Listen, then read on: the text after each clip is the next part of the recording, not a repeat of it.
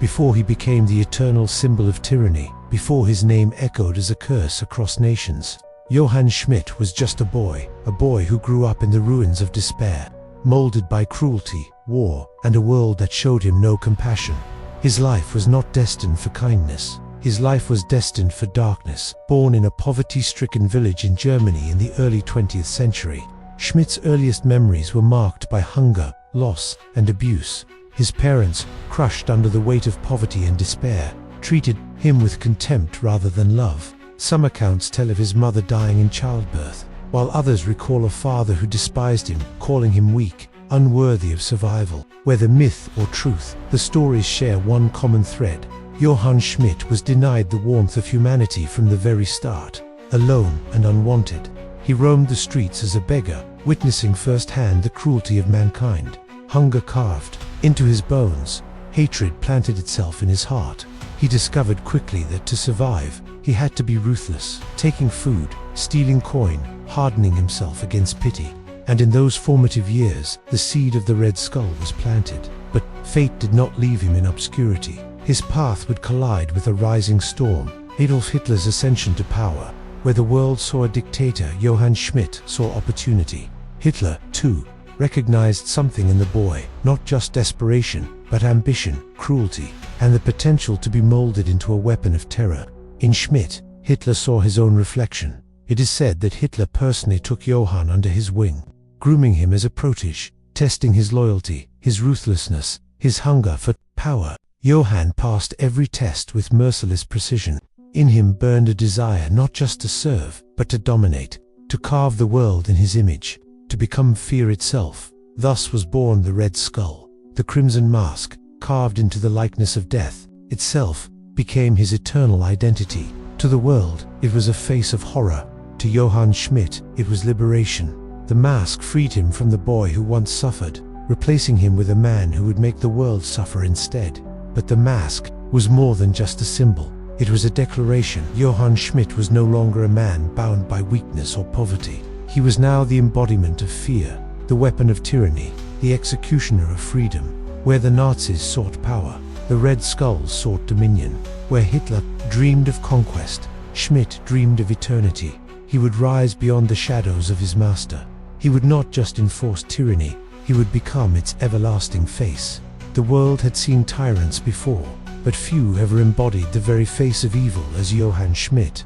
By the time the flames of the Second World War consumed Europe, Schmidt had already ascended to a place of terrifying prominence. No longer the orphaned beggar on the streets of Germany, he had transformed into the Red Skull, the supreme enforcer of Adolf Hitler's vision, and soon, the architect of his own. Under Hitler's command, Schmidt became more than just a loyal soldier. He became the Reich's ultimate weapon of fear. With his grotesque crimson visage, he struck terror into the hearts of both enemies and allies alike. Even those within the Nazi high command whispered his name with unease, for Schmidt did not merely follow orders, he twisted them to his own ambitions. Obsessed with ideology, yet more so with power, Schmidt sought beyond the battlefield. He believed that Hitler's conquest of Europe was too small, too limited. While the Führer dreamt of a 1,000-year Reich, Schmidt envisioned something even greater, a world where he alone ruled as a god among men. To achieve this, he turned to ancient relics, dark sciences, and forbidden knowledge that most dismissed as myth. It was during this era that Schmidt uncovered the Tesseract, the so-called cosmic Cuba relic said to hold the power of the gods themselves. With this artifact in his grasp, the Red Skull no longer saw himself as a mere servant of the Reich. He believed destiny itself had chosen him to surpass Hitler, to forge a new empire not of men, but of supremacy beyond comprehension. But the Tesseract was not the only secret Schmidt craved. He delved deep into occult studies, fascinated by legends of gods, aliens, and forgotten civilizations.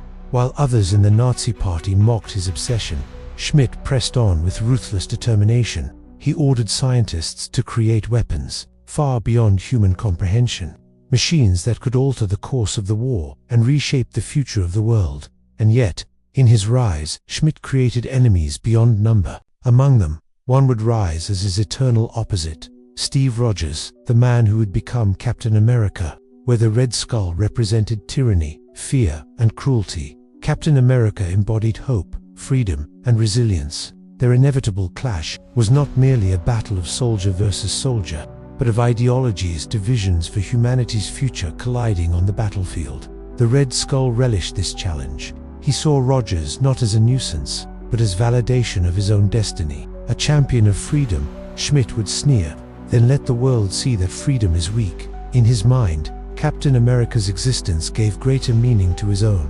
Without light, the shadow could not grow. Still, cracks began to show in his empire. Even as the Red Skull wielded the Tesseract's power, his arrogance made him reckless. He demanded loyalty through fear, but fear breeds betrayal.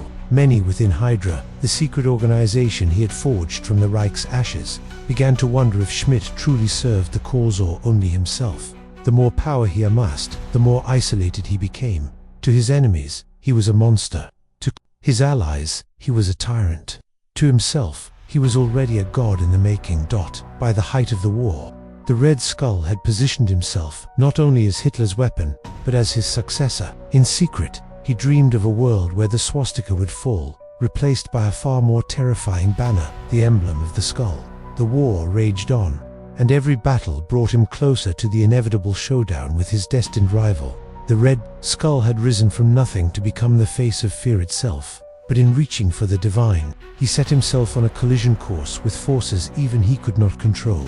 For power, true power, always comes at a cost, and Johann Schmidt, that man who had clawed his way from the gutter to the throne of shadows, was about to learn just how high that cost would be. When the world believed it had seen the worst of Johann Schmidt, it had only glimpsed the shadow of the nightmare to come. Though defeated in battles past, Red Skull was not destroyed. His presence lingered like poison in the bloodstream of humanity, waiting for the moment to strike again. For Schmidt, war was not a conflict of armies, but a theater for fear. He understood that true control was not merely the conquest of land, but the domination of the mind. To rule through terror meant creating a world where resistance itself became unthinkable. It was this philosophy that allowed him to adapt to every age, every decade, twisting his ideology to fit new arenas of power. After World War II, most assumed that Red Skull had perished alongside the Third Reich. But death was never permanent for Johann Schmidt. Time and again he returned through science, sorcery, or sheer force of will. Sometimes his body was preserved in stasis. Other times, his consciousness found its way into new vessels. To Schmidt, identity was irrelevant, so long as the skull endured. It was in these years that his true myth grew. No longer bound to one nation or one war, Red Skull became a symbol of eternal hatred. Adapting Nazi ideology into a broader vision of tyranny, he no longer fought simply for Hitler's cause, he fought for his own supremacy, to bend civilization itself into an image of cruelty and control. And each return was more devastating than the last. The world would recover from his defeats, only to shudder when whispers emerged. The skull lives again. Though Hydra existed long before Schmidt, it was under his reign that it reached its most terrifying potential. Red Skull reshaped Hydra into his image, transforming it into a hydra-headed serpent of terror that spread its influence into governments, corporations, and military structures worldwide. Cut off one head, and two more shall take its place. This mantra was not mere rhetoric. It was the embodiment of Red Skull's genius. Even if his operations were destroyed, Hydra metastasized, stronger and more insidious each time. Under his leadership, Hydra became not just an organization, but an ideology, one that infected the hearts of zealots across the globe. His ambitions stretched beyond political control. Schmidt dabbled in occult power, seeking artifacts that could amplify his reach, such as the cosmic cube. To him, the cube was the ultimate weapon, a device that could reshape reality itself. With it, Red Skull could forge a world where his rule was absolute and unchallenged. But standing in his path was the one man who had defeated him before, Captain America. Their rivalry was not just between hero and villain, it was an eternal clash of ideals. Captain America symbolized hope, resilience, and freedom. Red Skull symbolized fear, hatred, and oppression. Each time they met, it was more than a battle of fists and strategy. It was a war for the soul of humanity. Schmidt's obsession with Steve Rogers was unparalleled. In his eyes, Captain America was not merely an adversary, but an affront to his existence. How could the weak, those he deemed unworthy, rise above the strong? To Red Skull, Rogers was the living contradiction that mocked his every belief. Destroying Captain America became more than a goal, it was a necessity.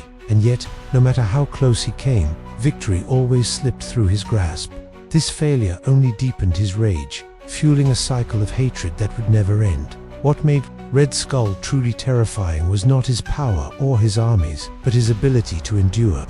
Every time he was struck down, he returned in new forms, sometimes rejuvenated through advanced science, sometimes reborn in cloned bodies, sometimes resurrected through the darkest of magics. Death was an inconvenience, never a conclusion. To his followers, this immortality confirmed his divinity. To the world, it confirmed his nightmare.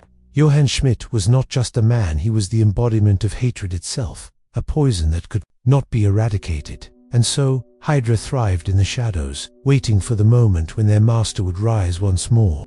Because Red Skull was not simply a relic of the past, he was a threat that belonged to every generation. As the decades turned, one truth remained clear: so long as humanity was vulnerable to fear, the skull would never die. Even death could not silence Johann Schmidt.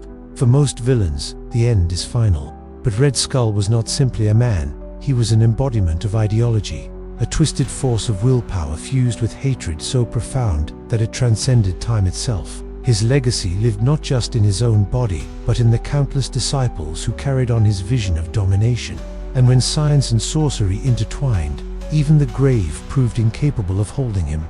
Schmidt's consciousness, through dark rituals and technological marvels, was preserved in clones, machines, and vessels. He refused to be forgotten, and with every resurrection he returned sharper, colder, and more venomous. Sometimes he came back in new forms, even inhabiting cloned bodies of his most hated enemy, Steve Rogers. To Red Skull, this was the ultimate irony: to wear the face of Captain America, not as a hero, but as his antithesis. Every return was not a rebirth, but a continuation of a nightmare that the world could never awaken from. As Hydra evolved into a hydra-headed beast cutting one head only to see two more grow, Schmidt's ideology proved contagious. He was no longer just a man. He was a myth, a ghostly architect of terror whose image was burned into banners, whispered in darkened rooms, and embedded in the nightmares of generations. His red visage became not only a mask of fear, but a brand of eternal oppression. The Red Skull's ambitions were never confined to politics or armies alone. With every defeat he suffered at the hands of Captain America and the Avengers, his goals shifted higher.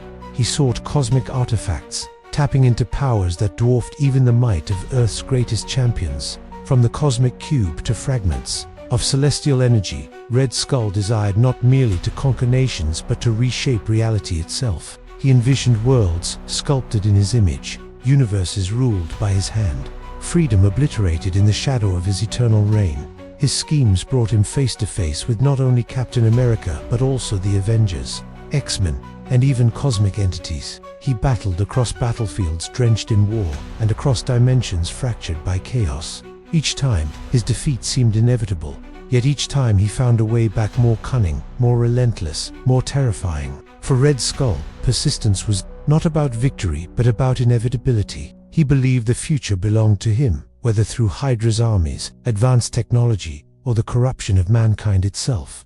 The greatest testament to his persistence came in his final transformation.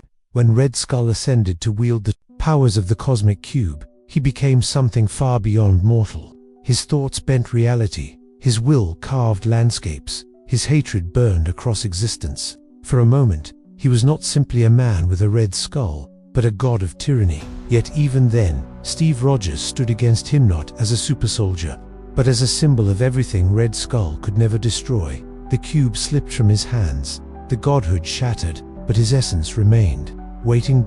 And so, the cycle of hatred continued. For every fall, there was a resurrection. For every defeat, a new scheme. For every Captain America who rose to inspire, there was a Red Skull to corrupt, to challenge, to poison the future.